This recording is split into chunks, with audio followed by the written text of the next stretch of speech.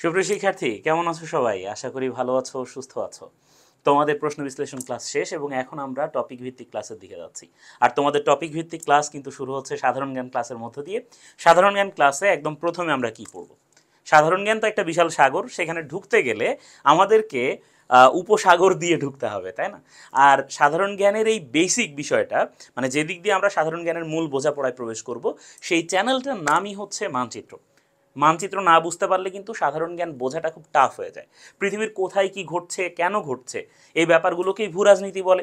এবং ভূ রাজনীতির যে ঘটনাগুলো আছে এখান থেকে শুরু করে সাধারণ জ্ঞানের যে বেসিক যতগুলো বিষয় আছে, প্রত্যেকটা বিষয় কিন্তু এই মানচিত্রটা বুঝলেই বোঝা যাবে। আর আমাদের প্রথম ক্লাস শুরু হচ্ছে মানচিত্র কিভাবে বুঝতে হবে সেই বিষয়টা নিয়ে, এবং তারপর ক্রমান্বয়ে পৃথিবীর মানচিত্র নিয়ে আমরা একে একে কথা বলবো।